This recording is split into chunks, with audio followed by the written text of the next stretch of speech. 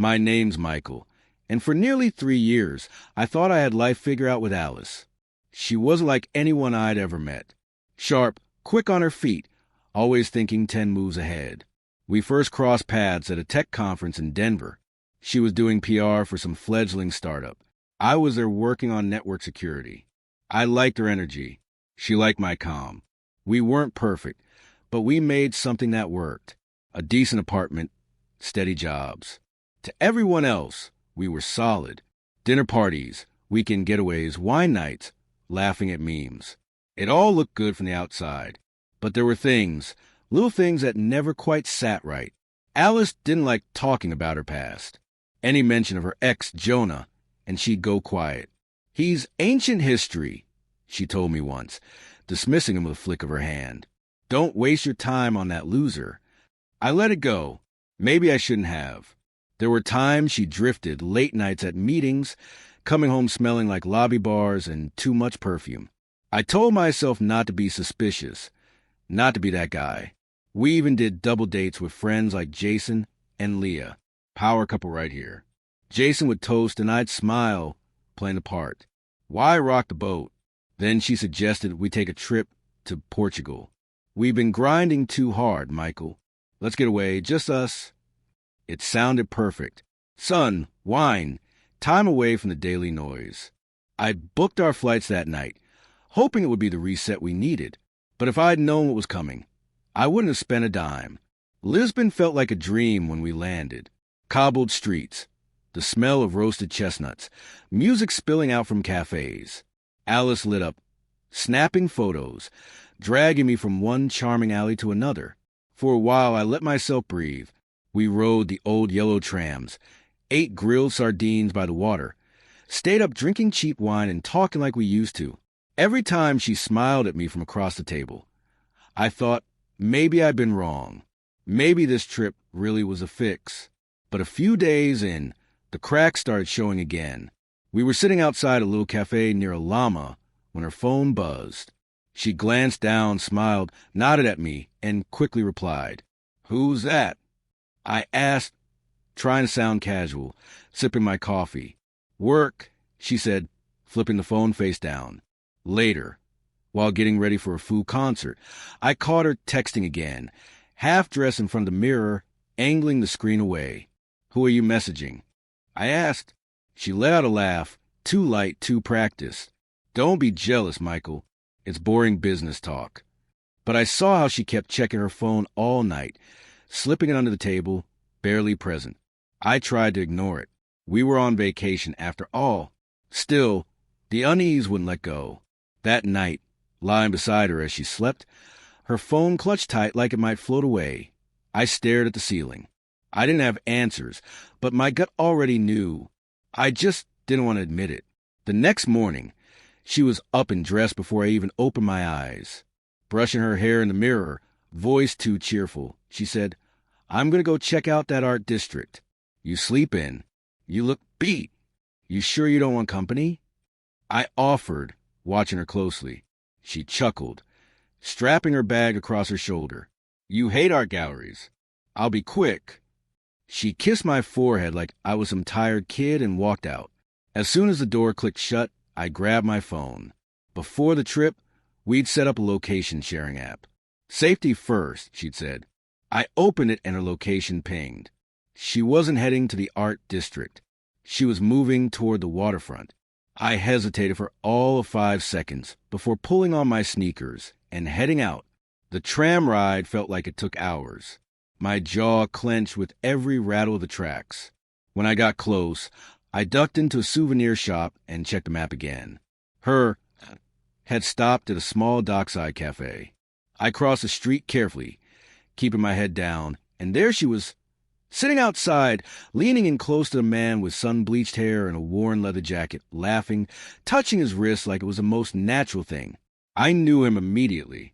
Jonah, the so-called loser, the ancient history. I froze. What was he even doing here? She never said a word.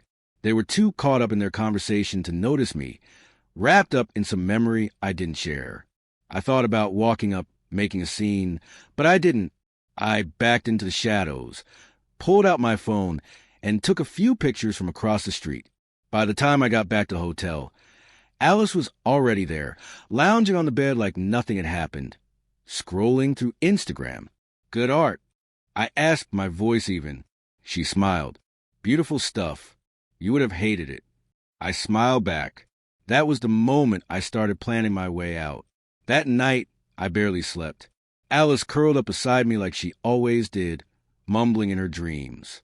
But I was wide awake, staring at the ceiling, my chest tight with everything I now knew. By morning, the decision was made. I did what I had to do. While she was in the shower, I unlocked her phone. We'd always known each other's passcodes. Part of that whole trust thing, right? I wasn't proud of it, but I needed answers, and deep down, I already knew what I'd find. It took maybe 30 seconds to confirm everything. Messages from Jonah. Dozens. Some were recent, others months old. Can't wait to see you again. This time's different.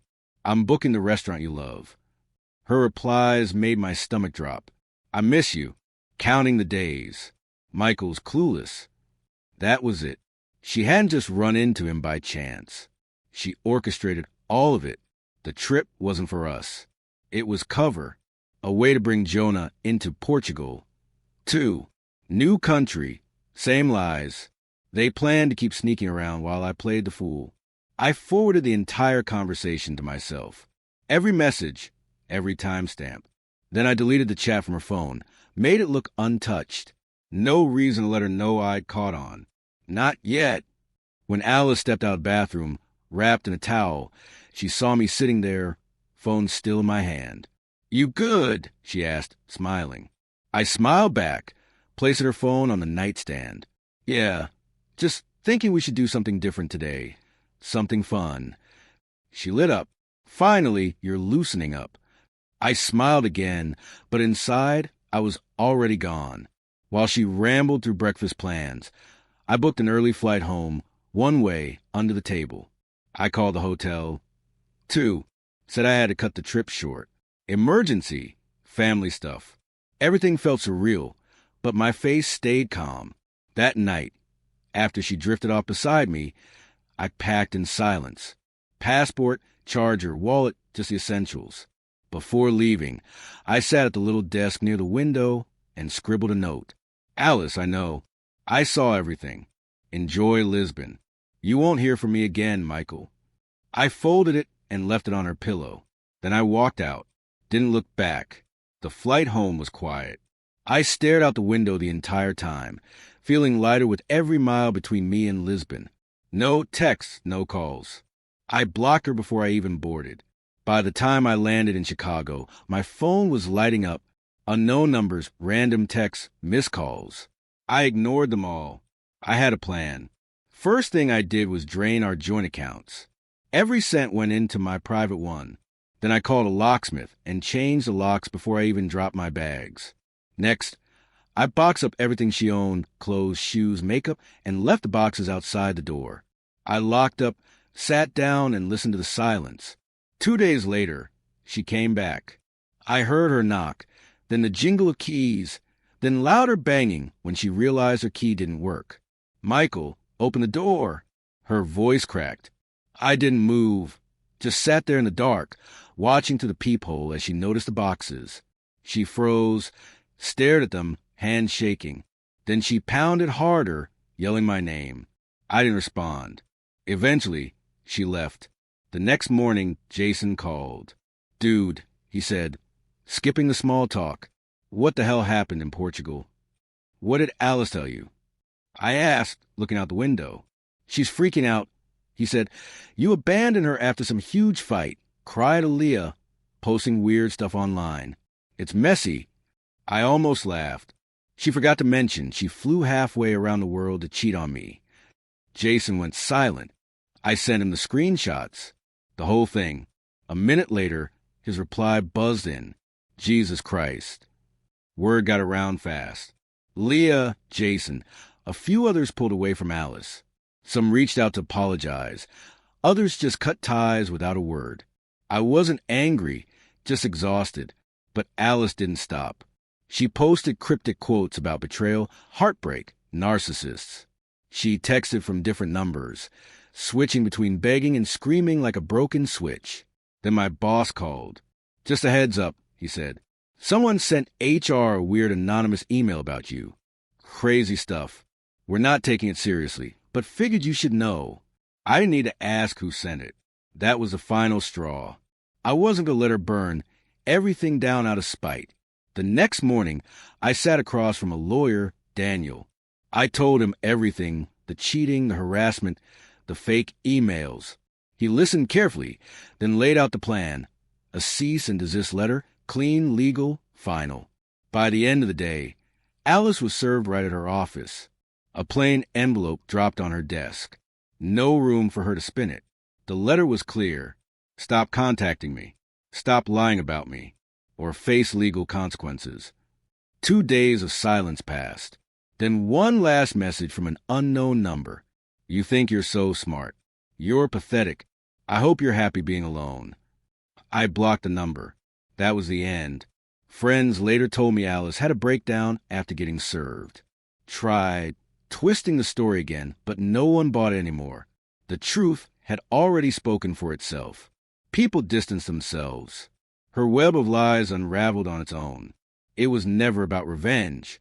I just wanted her gone from my life, my mind, my world. And for the first time in months, I finally slept through the night. The best part? I didn't have to destroy her. I just had to walk away and let the truth do the work. Almost a year's passed. I haven't seen her since. Heard she moved in with Jonah. Tried to make it work. It didn't. Same cycle, different man. He kicked her out a few months later. Eventually, she left the state. Probably chasing some kind of reset. I didn't care. By then, I'd started over. New apartment, smaller circle, real friends. I spent my weekends hiking, fixing up my motorcycle, finally breathing again, and looking back. I realized leaving quietly was the smartest thing I ever did. No arguments, no final words, just the facts, staring her in the face. Betrayal stops hurting once you stop trying to fix broken people. Once you see the manipulation, the chaos for what it is, you stop carrying it. Sometimes I think about that morning in Lisbon, her laughing in the sun like nothing was wrong. It was never real. The real reset wasn't that trip. It was me walking away and never looking back.